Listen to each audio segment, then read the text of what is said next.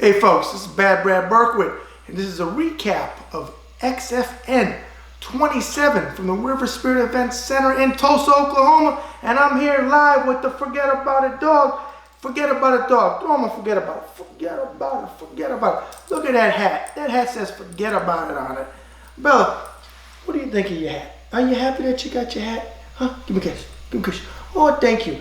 And we had a great time at the fights tonight, and we're going to do the recap. You ready to do the recap? Okay, I'm going to take your hat off because I know that your union representative said that you can only wear it for about 30 seconds. So let's take that off. Oh, look at the cute barrettes. Let's put you down.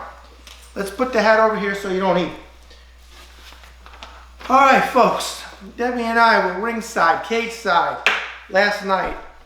And these are the results as follows. In the opening bout, Nathan Craigle out of Tulsa, Oklahoma, took on Sylvester Gonzalez.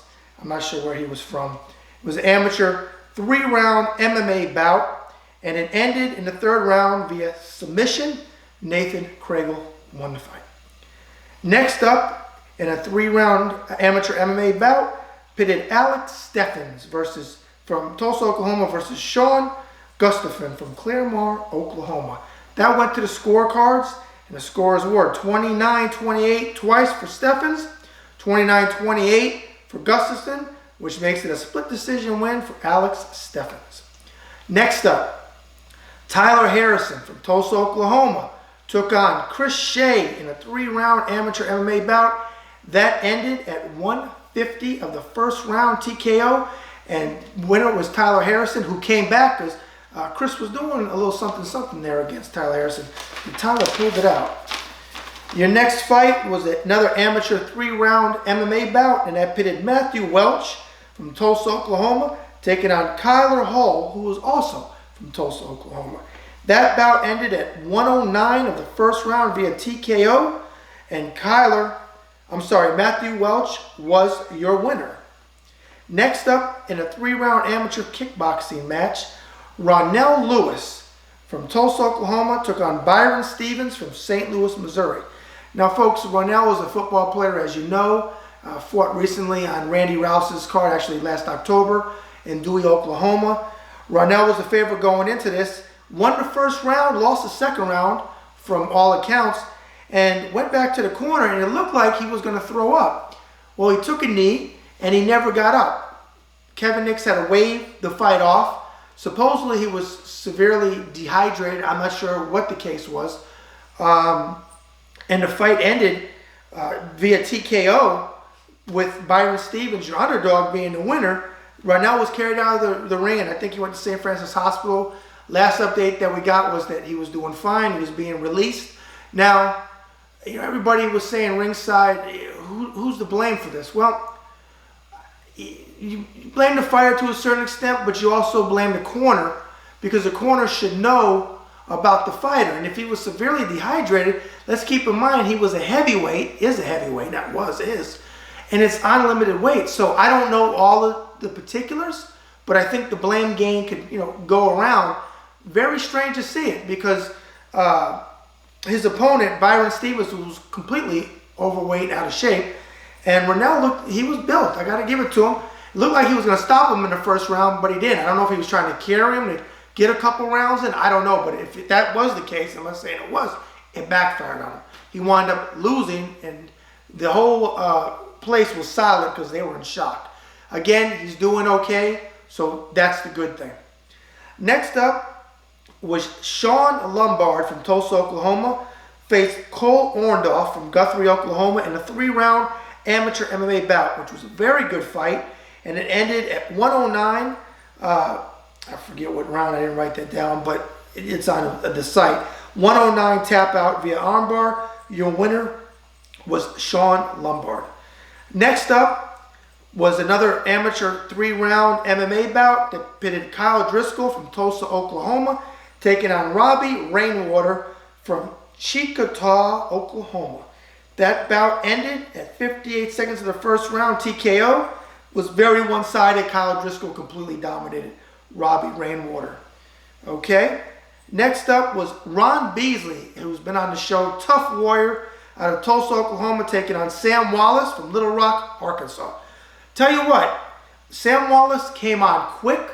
I turned to Debbie and I said, wow, that's unusual, somebody coming out that quick, because Ron Beasley was very, very, very tough. And he usually sometimes is a slow starter, but he comes on. Unfortunately, in this fight, Ron hurt, I believe, his knee. Don't quote me, because it looked like when he went down, it was his knee. It was a lot of pain. And unfortunately, the bout was stopped. And at 48 seconds of the first round via TKO. And Ron was your loser in that bout. Very frustrated.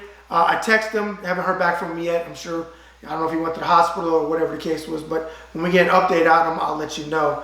But your winner in that was Sam Wallace.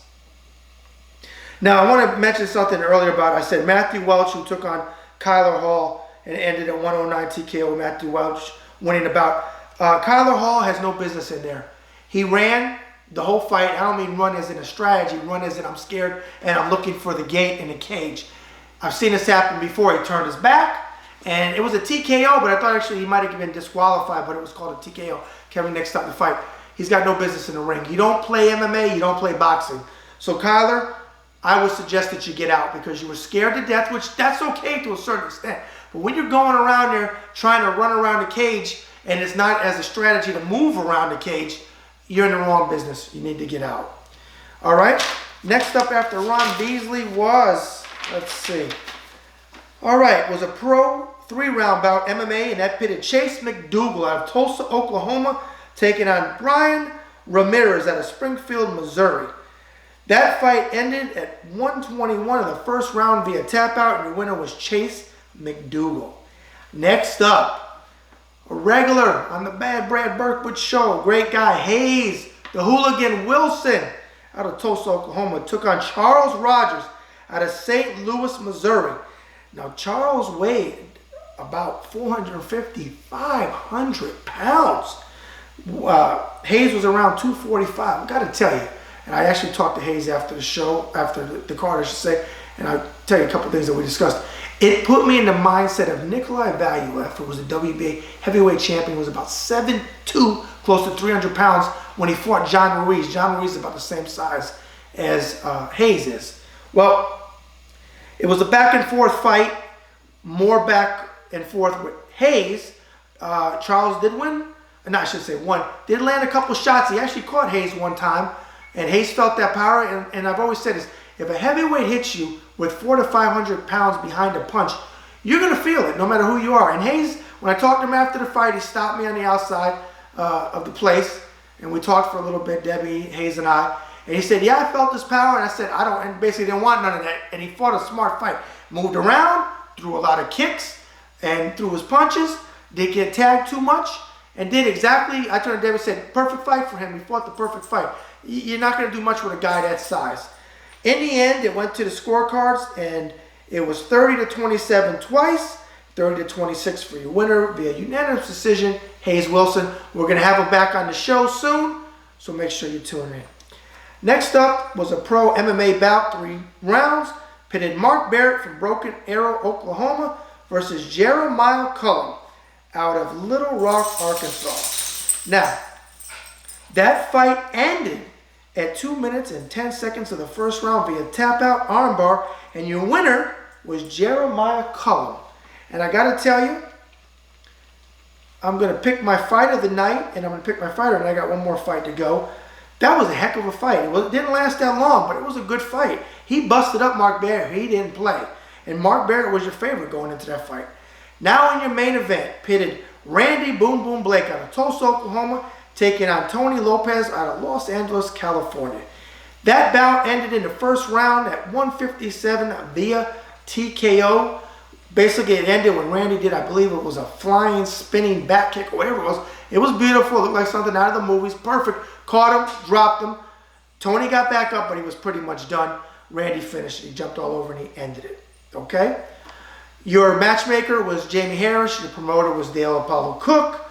Now, I need to pick fight of the night and fighter of the night. Fight of the night, I'm giving to Mark Barrett and Jeremiah Cullum. You guys get fight of the night. Even though it ended in the first round, it was exciting while it lasted. That's my fighter tonight. Now, fighter of the night, I'm going to give to Randy Boom Boom Blake. Even though the fight only lasted 1 round, what he did with that kick and all that and finishing was beautiful. But I'm going to be a little bit critical. And I'm going to say what people seem to be scared to say. And I don't know why. Because it's the truth. And here it goes. Randy has a lot of talent. However, somebody needs to step up and put a tough fighter in front of Randy, like he had when he went overseas, because I saw those bouts on YouTube, that's going to really give him a fight and show us everything that Randy can achieve in the ring, because I've seen him do some great things. But it's time, and I've said this about Jamie Jones, and I gave her props that she stepped up, even though she lost her last fight against Sarah Alpar, they stepped her up, and she lost. A loss is not an end of a career. And Randy's had, I think, 4 losses. So it's time now that he's matched against somebody that's going to give him a fight, whether it's in Tulsa, Oklahoma, or whether it's somewhere else.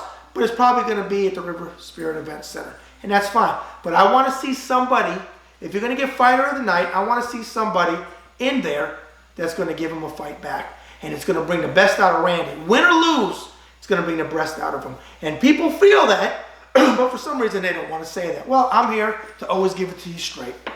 Might not be the most popular thing, but it's the truth, and I stand behind it. Again, come out, as I always say, and support these local fighters. So when they're here and they move up, you can say you were here and you were there. All right, folks, on that note, it's a very late evening. Debbie and I are ready to go to sleep. Bella's already ready to go to bed. She wants her doggy treat for doing her thing because she's union. Forget about it. And that note, as Frank Sinatra always sang, the best is yet to come. Bad Brad out.